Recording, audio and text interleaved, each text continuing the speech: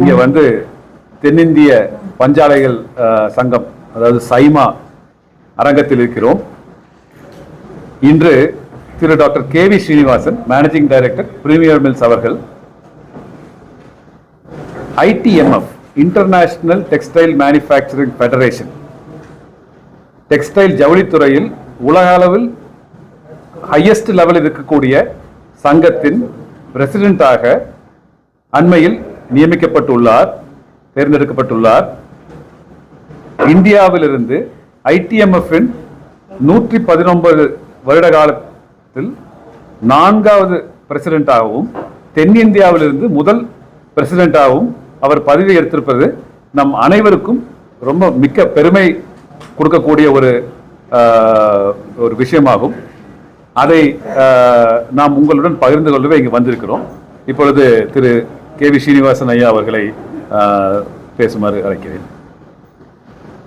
Good evening, friends. So, first of all, I want to thank SIMA and the SIMA chairman, deputy chairman, vice chairman for organizing this meeting today. My first knowledge about textiles was in SIMA.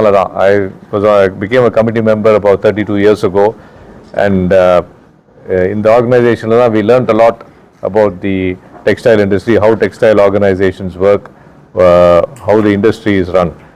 In the experience of these 30 years is what helped me in my further posts in other organizations like Texprosil, Citra, and the advantages of working in a textile organization which involved so many members. That was a very good experience. So ITMF it's an international organization. It has members in over 50 countries, all textile manufacturing countries. In the organization it collects ideas from different countries in the world. The main event of the organization is our annual conference. The annual conference is held in a textile manufacturing country. The last conference was in China, and the next conference will be in Uzbekistan. Once a year, all the members get together. It is a very good opportunity. It's held for about 3 days. Members exchange ideas. A lot of data is exchanged. Putting a path presentation on the last ITMF conference present pannaga. ITMF office is based in Zurich in Switzerland. It's a very efficient organization, being 120 years old, and with typical Swiss efficiency on the organization nadathranga. They collect data. They have a lot of members, and members are from different parts. Originally it started as a spinners association 120 years ago, but now it includes machinery manufacturers, spinners, fiber manufacturers, cotton producers, technical textiles, all organizations. So in the survey which is also it just does not reflect about the spinning industry. It reflects about machinery industry, garment industry, and various other sectors. Recently in the corona pandemic, ITMF started this global survey. So in the survey they send out a survey to about maybe 200-300 textile members around the world. All these members give a feedback. Current order position, current inventory level, current forecast enna solli. In the data compile panni, they present this global textile survey. ITMF City has been an active member of ITMF for many years, maybe 40-50 years. City ITMF active member irundirukkranga. SIMA members also through City have been active in ITMF. Many SIMA past chairman and ITMF annual conference attend pannirukkranga. So there has been a lot of interaction between SIMA through City with ITMF, and a lot of ideas are exchanged, and it is a big opportunity for Indian members in the Indian textile industry to interact with people from other countries. This is the main advantage of ITMF.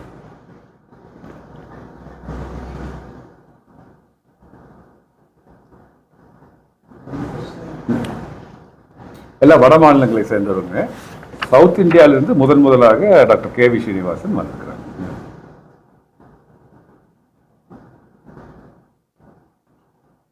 இப்போ textile பொறுத்த வரைக்கும் China I mean, China வந்து is a powerhouse in textiles. அங்க they have a huge domestic market, manufacturing strength நிறைய இருக்குங்க, and there is a lot of support from the government also. அந்த இதில் இந்தியாவில் textiles is more a private sector industry, so எங்களுக்கு challenges நிறைய இருக்கு. China also has some in some sectors on the tariff advantage. அவங்க வந்து இன்னொரு countryக்கு export பண்ணா duty is less, whereas India has higher tariffs. So these are all the areas which are China இது வரைக்கும் வந்து labor cost was lower, manufacturing cost was lower. அந்த gap இப்போ கொஞ்சம் narrow ஆயிட்டு வருதுங்க. And recently a little bit sentiment is there in the global market. People want to source from other countries other than China. The China plus one policy and சொல்ற மாதிரி. In the situation la India has an opportunity to take over some business from China.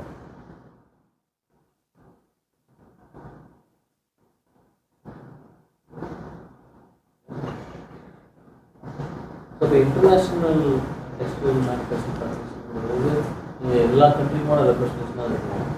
But இந்தியாஸுடைய இது வந்துங்க, ஐ மீன் ITMF will take up, they will collect data and they will present it. So இப்போ நீங்கள் சர்வேல பார்த்தீங்கன்னா இந்தியாவோட position எங்கே இருக்குன்னு தெரியுது, இந்த கண்ட்ரிஸ் எப்படி இருக்குன்னு தெரியுது. ITMF can give data to, for example இந்த பாரத் டெக்ஸ்ன்னு சொல்லி there's a major textile event being organized. So அங்கே வந்து government of India will invite ITMF as a knowledge partner. So on the present, that ITMF will give the situation, what is the status in different countries across the world, where is the advantage or disadvantage for India. அது கொடுப்பாங்க. Indian government சைடில் வந்து இங்கே இருக்கக்கூடிய அமைப்புகள் நிறைய demands வச்சுருக்காங்க. ஆமாங்க. நிறைய இந்த பஞ்சு விலை ஏற்றமாக யான் நிறைய பிரச்சனை. இங்கே இருந்து நிறைய நீங்கள் விஷயம் ஷேர் பண்ணியிருக்கீங்க. எங்களுக்கு எடுத்துக்கிட்டாங்கன்னு தெரியல. பட் இப்போ ITMF கொடுக்குற அந்த மென்டல் விஷயம் எடுத்துப்பாங்களா, இந்த மாதிரி விஷயம் கொடுக்க போறீங்க அப்படிங்கிற மாதிரி. ஏன்னா இந்த இடத்துல கிட்டத்தட்ட 30% கட்ட முடியுமோ இதெல்லாம் ஏன் ப்ரைஸ் தைக்கும்பாங்க, பஞ்சு ப்ராப்ளம்பாங்க, திடீர்னு பாராட்டு நடத்துவாங்க, மறுபடியும் ப்ராப்ளம் ஆகுங்க. ஒரு சொல்யூஷன் ப்ராப்பராக ஒரு ரெண்டுக்கு வர மாதிரியான ஒரு திங்ஸே கிடைக்காது. பட் ஒரு இன்டர்நேஷ்னல் ஆர்கனைசேஷன் அப்படிங்கிறது ஒரு நல்ல ஒரு ரெஸ்பான்ஸ் இருக்குங்கிற ஒரு நம்பிக்கை இருக்குது.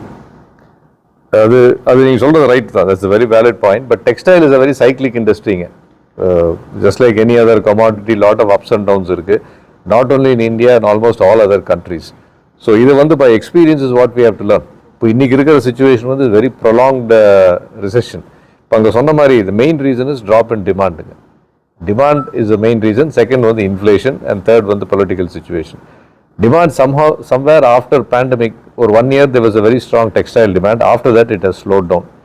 And இதில் என்ன ஆயிருக்குன்னா demand has reduced not only in India but globally. So இந்தியாவுக்கு ப்ரொடியூஸ் பண்ணுற textile manufacturing has got affected. இங்கேருந்து எக்ஸ்போர்ட் பண்ணுற textile manufacturing also has got affected. ரெண்டாவது இன்ட்ரெஸ்ட் காஸ்ட். இப்போ இது வந்து nobody expected. All over the world interest cost are going up. So அந்த கண்ட்ரீஸில் வந்து அவங்களுக்கு they are all use to low interest cost. இப்போ நீங்கள் ஒரு டெக்ஸ்டைல் ப்ராடக்ட்னு எடுத்தீங்கன்னா the main biggest consumption areas are USA and Europe. USA inflation has is very high and interest costs are high, so people are spending less money on textiles. Europe, unfortunately, in the war, and it was the second war in Israel, idella will affect the business sentiment in Europe.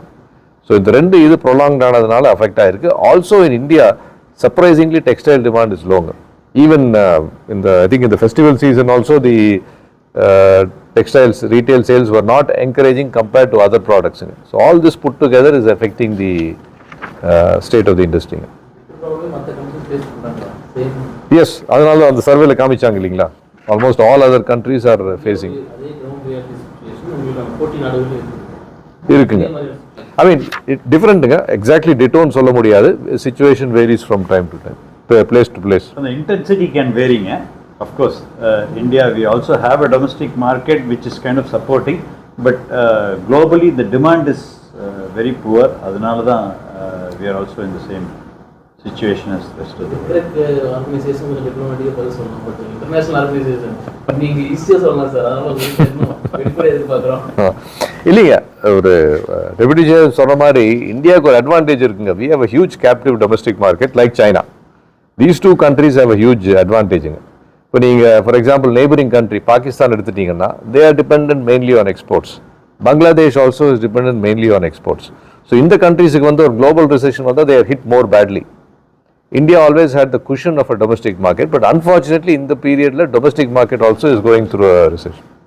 அதாவது நான் ஒரு சொல்றதுக்கு add பண்றது என்னன்னாங்க, இப்போ நாங்கள் போய் ஒரு Indian அசோசியேஷனாக நீங்கள் சொல்ற மாதிரி போடும்போது அது ஒரு கவர்மெண்ட்டுக்கு ஒரு டெண்டன்சி டிஸ்கவுண்ட் பண்ணிடுறாங்க. ஏன்னா நம்ம பிரச்சனையை நம்மளே போய் சொல்லும்போது இவங்க எக்ஸாஜரேட் பண்ணுறாங்கன்னு ஒரு நினைப்பு வருது. இப்போ இந்த மாதிரி ஒரு ITMF மாதிரி ஒரு ஆப்ரேஷன் வந்து டேட்டா கொடுக்கும்போது அதை மறுக்க முடியாது. ஏன்னா கவர்மெண்ட் என்ன சொல்கிறாங்க, நாங்கள் வந்து இத்தனை சதவீதம் வந்து எக்ஸ்போர்ட்ஸ் இந்த வருஷம் இன்க்ரீஸ் பண்ணுவோம், 2030 இதை ரீச் பண்ணுவோம்னு அவங்க ஒரு அறிக்கை விட்டுருக்காங்க இல்லைங்களா. இந்த மாதிரி டேட்டா பார்க்கும்போது அவங்களுக்குள்ள ஒரு டெஃபினட்டாக ஒரு விழிப்புணர்ச்சி வரும். அனைவரும் அவங்க ரீச் பண்ண மாட்டோம், இந்த கரண்ட் பாலிசி ஏதோ பண்ணி ஆகணும்னு. ஸோ ஒரு இண்டிபெண்ட் தேர்ட் பார்ட்டியாக ஒரு கிரெடிபிளாக அவங்களோட டேட்டா சோர்ஸை எடுக்கிறதுக்கு டெஃபினட்டாக வாய்ப்பு இருக்கிறது.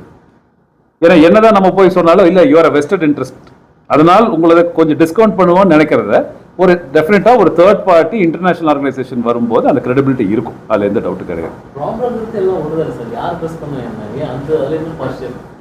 அது நீங்க அவங்களுக்கு நீங்க அக்சஸ் பண்ற உங்களுக்கு தான் நாங்க கேட்கணும். நீங்க அக்சஸ் பண்றீங்க சார், இதே ப்ராப்ளம் தான் அவங்களும் சொல்றாங்க, நாங்களும் சொல்றோம். அப்ப எங்களுக்கு ரெஸ்பான்சிபிலிட்டி ஏன் அப்படி கேட்கலாமா கேட்டு? அதாவதுங்க organisations we have to lobby. இன்னைக்கு இப்போ பார்த்தீங்கன்னா ஒரு பிரெத் ஆஃப் த இண்டஸ்ட்ரி யோசிச்சு பாருங்க. இப்போ ஒரு எலக்ட்ரானிக்ஸ் இண்டஸ்ட்ரி அப்படின்னு சொல்லி ஒரு உதாரணத்துக்கு சொல்றேன். எலக்ட்ரானிக்ஸ் இண்டஸ்ட்ரி ஒரு நேசன்ட் இண்டஸ்ட்ரி. எலக்ட்ரானிக்ஸ் இண்டஸ்ட்ரியில கவர்மெண்ட்டுக்கு ரெப்ரசென்ட் பண்றாங்க அப்படின்னா ஒரு 50 பேர் தான் இருப்பாங்க இந்தியாவிலேயே. ரொம்ப ஃபோக்கஸ்டு குரூப்பாக இருக்கும், பிரச்சனைகள் ஒரே மாதிரி இருக்கும். நீங்கள் டெக்ஸ்டைல் எடுத்துக்கோங்க, ஸ்பின்னிங், வீவிங், சோ மெனி சப்செக்டார்ஸ் இருக்குது. வீவிங்லேயே நீங்கள் பார்த்தீங்கன்னா பலவிதமான ஃபைபர் யூஸ் பண்ணுறவங்க 4 தறி வச்சுக்கிறவங்க இருக்காங்க, 4000 தறி வச்சுக்கிறவங்க இருக்கிறாங்க. பல இஷ்யூஸ் வருது. அப்போது நாங்கள் when we are representing அவங்களுக்கும் நாங்கள் கொடுக்குற டேட்டாவை they have to cross reference and they get multiple data. தொழில் அவ்வளவு ஒரு வைடாக இருக்கிறங்காட்டி அவங்களால இம்மீடியட்டாக டிசிஷன்ஸ் எடுக்க முடியறதில்லை. நான் ப்ராக்டிக்கல் உண்மை நாங்கள் சொல்கிறோம். அதுக்கு நாங்கள் என்ன பண்ண முடியும், we keep on representing multiple ஃபோரம்ஸில் போய் நாங்கள் ரெப்ரசென்ட் பண்ணுறோம், இது பண்ணுறோம். அவங்களுக்கு அவங்களுடைய ஓன் எக்கனாமிக் டேட்டா இருக்குது. இன்னைக்கு வந்து இந்த வருஷம் பார்த்தீங்கன்னா இது வரைக்கும் 20% மேலே போன வருஷத்துக்கு கம்பேர் பண்ண வரைக்கும் ஆன் டேட் உங்களுக்கு எக்ஸ்போர்ட் வந்து ட்ராப் இருக்குது. இதை யாரும் மறுக்க முடியாது. மார்ச் எண்டு வந்துச்சுன்னா தெரியும், இன்னொரு 4 மாதம் தான் இருக்குது உங்களுக்கு. வந்ததுனாலே அப்போ இந்தியாவுடைய எக்ஸ்போர்ட்ஸ் ஒரு 20% குறைஞ்சிருச்சுன்னா இண்டஸ்ட்ரி மோசங்கிறது எல்லாருமே ஒத்துதான் ஆகணும். அவங்களுமே யாரும் மறுக்க முடியாது. அதைத்தான் நாங்கள் திருப்பி வலியுறுத்திட்டு வந்துட்டு இருக்கிறோம். ஸோ எங்களுடைய ஒர்க் வந்து repeated representation to make the powers that be understand the actual situation and to help the industry. அப்படித்தான் நாங்கள் பார்க்கணும். சார் உங்களுடைய டியூரேஷன் எவ்வளோ சார்? இப்போ இருந்து எத்தனை 2 years. 2 years duration. இப்போ ரீசெண்டாக டிஆர்பி ராஜா நம்மளுடைய மினிஸ்டர் வந்து வரும்போது வந்து அவர் டெக்னிக்கல் டெக்ஸ்டைல்ஸில் வந்து நம்மளுடைய குறைகள் ஃபோக்கஸ் பண்ணணும், அப்போ தான் வந்து நம்ம ஃபியூச்சருக்கு நம்ம இம்ப்ரூவ் ஆகும் அப்படின்னு சொன்னாங்க. உங்களுடைய தரப்பில் நம்ம தென்னிந்தியாவில் எப்பவுமே ட்ரெடிஷ்னல் ஜானி இது டெக்ஸ்டைல் இருக்கிறாங்க, இதை பற்றி அதை ரிசர்ச் மாதிரி பண்ணி கொண்டு வராங்க. அது லாட் ஆஃப் டேட்டா இஸ் அவைலபிளுங்க. Technical textiles is a future. Conventional textiles வந்து we have reached a saturation point and demand also is moving for technical textiles. So definitely the trend will be for investment in technical. Other countries with technical textiles, they are probably far more advanced than India, some countries. In fact, chairman is an expert on technical textiles. He can add a few points. அதாவதுங்க technical textiles அப்படிங்கிறது வந்து இப்போ அமைச்சர் சொன்னது வந்து correct தான். தமிழ்நாடு கவர்மெண்ட்டும் even union கவர்மெண்ட்டுமே சரி டெக்னிக்கல் டெக்ஸ்டைல்ஸ் வரணுங்கிறாங்க. தமிழ்நாடு கவர்மெண்ட் குறிப்பாக இந்த 2 வருஷ காலமாக நான் பார்த்துட்டு இருக்கிறேன், ரொம்ப ஃபோக்கஸ்டாக டெக்னிக்கல் டெக்ஸ்டைல்ஸை பண்ணுங்கிறாங்க. நாங்கள் ஆஸ் இண்டஸ்ட்ரி என்ன சொல்றோம்னா டெக்னிக்கல் அண்ட் ஃபங்க்ஷனல் யோசிங்க. ஏன்னா டெக்னிக்கல் டெக்ஸ்டைல்ஸுங்கிற வந்து ஒரு இண்டஸ்ட்ரி எஸ்டாப்ளிஷ் பண்ணி அதை வளர்த்தி கொண்டு வரது கொஞ்சம் நாட்கள் ஆகும். அது தேவை. Medical for example medical BBA வந்து தமிழ்நாட்டில் ஒரு பெரிய அளவுக்கு உற்பத்தி பண்ண கோவிட் டயத்தில், ஏன்னா கொஞ்சமாவது டெக்னிக்கல் டெக்ஸ்டைல் இண்டஸ்ட்ரி இருந்துச்சு. அந்த மாதிரி டெக்னிக்கல் டெக்ஸ்டைல் வந்து எக்கனாமிக்ஸை விட மோர் தேன் தட் ஸ்ட்ராட்டஜிக் இம்பார்ட்டன்ஸ் எல்லாம் கிடைக்குது. பட் அது இல்லாமல் நீங்கள் பார்த்தீங்கன்னா மேன்மேட் ஃபைபர் அத்தலேஷ்யூருங்கிறோம். இப்போ எல்லாருமே பார்த்தீங்கன்னா டிஷர்ட் போடுறவங்க எல்லாருமே காட்டன்லேருந்து அந்த பாலியஸ்டர், இன்னைக்கு ஒரு அடிடாஸ் நைக்கி போனீங்கன்னா அந்த மாதிரி டிஷர்ட்ஸ் தான் வருது, அண்டர் ஆர்மர் இந்த மாதிரி யோகா பேண்ட்ஸு, எக்ஸசைஸ் பண்ணுறது, கோல்டு வெதர் எல்லாமே வந்து மேன்மேட் ஃபங்க்ஷனல் ஃபைபிக் பேஸ்டாக வருதுங்க. அதில் டெக்னிக்கல் டெக்ஸ்டைல்ஸ் எந்த அளவுக்கு உங்களுக்கு அந்த நாலேஜ் இருக்கணுமோ இதுலேயும் அந்த அளவுக்கு தேவைப்படுது. ஸோ தமிழ்நாடு கவர்மெண்ட்டுக்கு நாங்கள் சென்சிடைஸ் பண்ணியிருக்கிறோம். 2 ஆக்சுவலாக டெக்னிக்கல் அண்ட் ஃபங்க்ஷனல் ஃபேப்ரிக்ஸ்னு பாருங்க அப்படிங்கிறோம். அப்படித்தான் அவங்க பாலிசியை ஆக்சுவலாக ரைட் பண்ணுறாங்க. 2க்குமே வந்து ஊக்கம் கொடுக்கணுங்கிற லெவலில் தான் அவங்க யோசிக்கிறாங்க.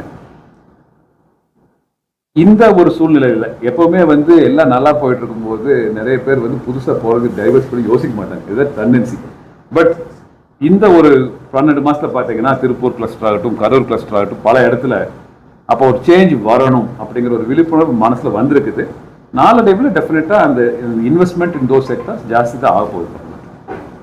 இப்போ நம்ம டெக்னிக்கல் இந்த டெக்ஸ்டைல்ஸை பொறுத்தளவுக்கு இந்தியா எந்த ரேங்க்ல இருக்கு வேர்ல்டு லெவலில்? அடுத்த ஃபியூச்சர்ல இதனுடைய growth எப்படி இருக்குன்னு சொல்லுங்க. India is definitely an important textile producing country. When in cotton production, India is almost in the first or second rank level. Maybe they will come to the first also. Spinning also, India is an important player. Cotton fabric production, home textiles, all this India is an important player. We're definitely within the top 5 textile producing countries in the world. Man-made fibers in the area, India has to grow a little bit. It is growing, but it has to grow a little bit more. Technical textiles, there is probably scope for more growth. So, as a textile producing country, India is definitely, I would say, within all sectors considered within the top 5 ல வந்துருவாங்க India.